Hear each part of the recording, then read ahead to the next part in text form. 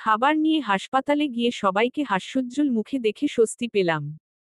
ফুফু আমাকে জড়িয়ে ধরে খুশখবর দিল, হানি, তোর ফুফার জ্ঞান ফিরেছে মা। আমি গদগদ হয়ে বললাম, ফুফাকে গিয়ে বলবো তার বউ ছিচকাদুনে কেঁদে হাসপাতাল মাথায় তুলেছে। ফুফু লাজুক হাসল। পরক্ষণে মুখ বেজার করে ফেলল। আমি কৌতূহলী দৃষ্টিতে মায়ের দিকে তাকিয়ে কারণ জানতে চাইলাম। মা বলল, ডাক্তার বলেছে তোর ফুফার হার্টে রিং বসাতে হবে। তোর ফুফু খরচ নিয়ে চিন্তা করছে। আগেরবার হার্ট ব্লক করার কারণে কর্মহীন থাকতে হয়েছে ফুফাকে। জাহ্নবী তখন পড়াশোনার জন্য আমাদের কাছে থাকত। পরবর্তীতে ভাইয়ার সাথে অফিসে যোগদান করেছে। বর্তমানে জাহ্নবী তার পরিবারের ভরণপোষণে দায়িত্ব নিয়েছে। আমি ফুফুর হাত দুটো ধরে বললাম, আমরা কি তোমার পর ফুফু?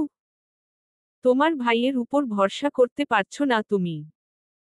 হানি, বিয়ের পর থেকে ভাইজান আমাদের পাশে আছে, জাহ্নবীকে পড়াশোনা শেখানো, চাকরি দেওয়া, মাসে মাসে স্যালারির নাম করে এক্সট্রা টাকা পাঠায়। আর কত সাহায্য নেব তার থেকে? বলতে গিয়ে ফুফুর চোখ থেকে পানি ঝরে গেল। আমি ফুফুর চোখ মুছে দিয়ে বললাম, দাদা দাদির অবর্তমানে বাবাই তোমার অভিভাবক। তাই আমরণ পর্যন্ত বাবাই তোমাকে দেখবে। এমনকি ফুফার চিকিৎসার টাকাও দিবে। দেখি তুমি কিভাবে না করো। বলেই দুকদম পিছিয়ে কোমরে হাত দিয়ে দাঁড়ালাম। ফুফু দুহাত আমার মাথায় রেখে বলল, ভাইজান তোমার এই মেয়েটা লক্ষ্মী। যেন কত বুঝে। সারাদিন একটা সুসংবাদ শুনলাম না। যেই ও এলো, ওনার জ্ঞান ফিরল। দোয়া করি মা, বাবার মতো হ।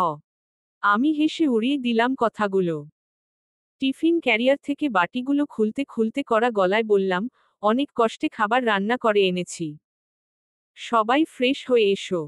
আমি খাবার বেড়ে দিচ্ছি। যথা আজ্ঞা মহারানী। সবাই একই তালে বলে উঠে। আমি বৃরানত হয়ে খাবার রেখে ফুফার সাথে দেখা করার উদ্দেশ্যে পা বাড়ালাম। মাঝে অতিবাহিত হয়েছে দিন 6 ফুফু ও ফুফা আমাদের বাড়িতে রয়েছেন। রাতের খাবার খেয়ে বৈঠকে বসেছি আমরা। টিভি দেখতে দেখতে ফুফা বললেন, ভাইজান অনেকদিন হয়েছে বাড়ি ছেড়ে এসেছি। ঘরে আলো দেওয়ার মতো কেউ নেই। যদি অনুমতি দেন কালকে বাড়ির উদ্দেশ্যে রওনা দিব। মা টেবিল গুছাতে গুছাতে বলল, দুলাভাই জাহ্নবীকে বিয়ে দিয়ে দেন। বৌমা ওখানে থাকবে আর আপনারা টোনাটুনি শুধু বেরাবেন। ফুফা রঙ্গ করে বলল, আজকালকার মেয়েরা স্বামী ছাড়া থাকতে পারে না। তাছাড়া জাহ্নবীও বিয়ে করতে চায় না। সিঙ্গেল সোফায় জাহ্নবী বসেছিল। সোফার হাতলে বসে জাহ্নবীর চুল টেনে বললাম, আপনারা পাত্রী ঠিক করুন। ওকে বিয়ে দেওয়ার দায়িত্ব আমার। খেয়ে খেয়ে হাতি তৈরি হচ্ছে। বিয়ে দিয়ে বউয়ের হাতের মা রে যদি স্বাস্থ্য কমে। পরপর ওকে উদ্দেশ্য করে বললাম, ফুফুকে একটু রান্নাঘর থেকে মুক্তি দে। বিয়েটা কর। আমরাও একটু দাওয়াত খাই। বোনগুলোকে তাড়িয়ে 2 ভাই বিয়ে করব। বিশেষ করে মধুকে তাড়িয়ে। এমন ডেঞ্জারাস বোন দেখলে কোনো মেয়েই বিয়ে করবে না। বলেই একগাল হাসল। সবার সামনে বলাতে আমার প্রেস্টিজে লাগলো। আমি মুখ ফুলিয়ে বসে রইলাম। জাহ্নবী এক হাতে আমাকে ধরতে ওকে ছিটকে ফেলে দিলাম। বাবা নীরবতা ভেঙে বললেন, নিবিড়কে দেখতে যাওয়ার কথা ছিল। এখনো যাওয়া হয়নি। কালকে সবাই একসাথে নিবিড়কে দেখে কিছু একটা পরিয়ে আসি, তারপরে যাস। ফুফু বলল, ভাইজান, আমরা গিয়ে কি করব? বাবা তীক্ষ্ণ দৃষ্টি নিক্ষেপ করতেই ফুফু থেমে গেল। অতঃপর সবাই নিজেদের শোবার ঘরের উদ্দেশ্য রওনা হলো। জাহ্নবী আমার পিছু পিছু ঘর পর্যন্ত এলো। আমি ওকে পাত্তা না দিয়ে ঘরে ঢুকে দরজা বন্ধ করে দিলাম। আলো নিভিয়ে ড্রিম আলো জ্বলিয়ে শুয়ে পড়লাম।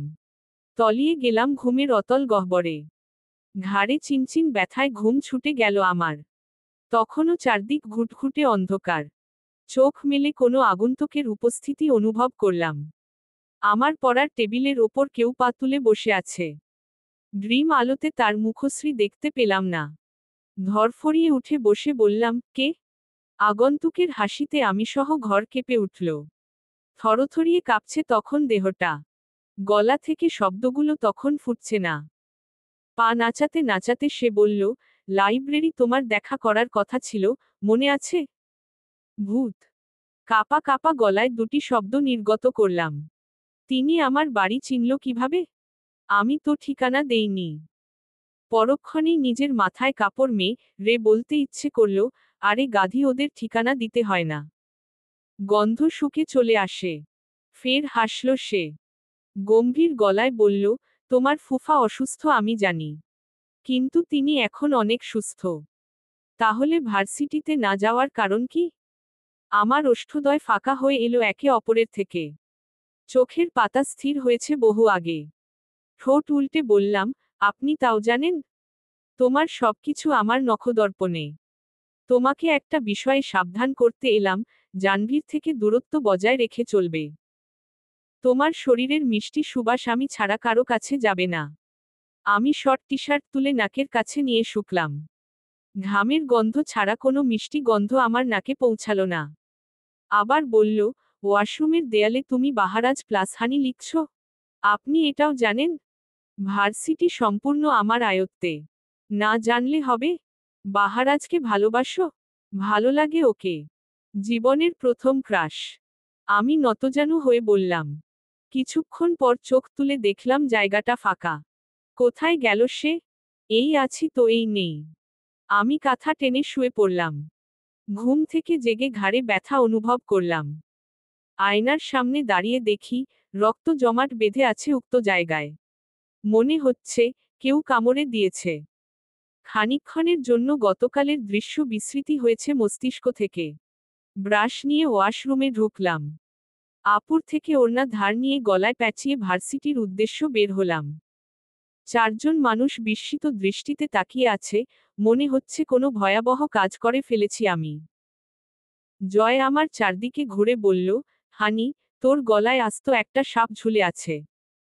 ওমা, তুই এখনো এটা ফেলিসনি? আহাদ ব্যঙ্গ করে বলল, হবু শ্বশুর যত্ন করতে করতে বেচারি ক্লান্ত হয়ে গলায় দড়ি দিতে গিয়েছিল। কচুগাছ না পেয়ে ভুল করে ভার্সিটিতে চলে এসেছে।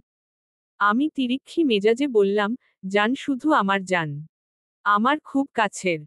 ওকে জড়িয়ে কোনো বাজে কথা বলবি না বলে দিলাম। ঋতু বাদামের খোসা ছাড়িয়ে মুখে দিতে বলল, হানি, তুই যতই বলিস। জাহ্নবী তো ফিউচার হাজবেন্ড। জানের প্রতি আমার ভালোবাসার কোনো অনুভূতি নেই। জান ও হিয়ান দুজনেই আমার ভাই। আমার স্পষ্ট জবাব। তাসফি এবার বিপরীত সুরে বলল, প্রমাণ করে দেখা। প্রমাণ কিভাবে করব? প্রপোজ করতে হবে। যদি কাউকে তোর মন থেকে ভালো লাগে, তবে চোখ বন্ধ করলে তুই কেবল ওকেই দেখতে পারবি। ভালোবাসার অনুভূতিগুলো শুধু ওর জন্যই বরাদ্দ থাকবে। যদি তোর মনে তেমন কিছু এখনো না আসে, তুই তাহলে যেকোনো কাউকে প্রপোজ করতে পারবি। ঋতু আবেগপ্রবণ হয়ে বলল। ঋতুর প্রতিটি সংলাপ আমাকে আভাস দিচ্ছে ওর প্রেমের। পিঠে চাপড় মেরে বললাম, বাহ! এত অনুভূতি কার জন্য? নতুন প্রেমে পড়েছিস নাকি? পড়েছি। কিন্তু না বলবো না। বুকে দুহাত গুজে বলল ঋতু। উপস্থিত সবাই আমাকে ছেড়ে ঋতুকে ধরে বসল। যাক, অবশেষে আমাদের গ্রুপে কেউ প্রেমে পড়েছে। আমরা সবাই আগ্রহ নিয়ে বললাম, সে ঋতুরাজটাকে? যে আমাদের ঋতুর মনে বসন্তের ছোঁয়া এনেছে? তুই কিন্তু নিজের প্রেম কাহিনী লুকাচ্ছিস। নিজের প্রেমিককে আড়াল করতে আমাকে ফাঁসিয়ে দিল ঋতু। ফলো মি বলে সামনের দিকে এগিয়ে গেলাম। আমার পেছনে পেছনে আসছে ওরা। দেখা যাক, প্রপোজ করার মতো কাউকে পাওয়া যায় কিনা। চলবে। পরবর্তী পর্ব পেতে চ্যানেলটি সাবস্ক্রাইব করুন।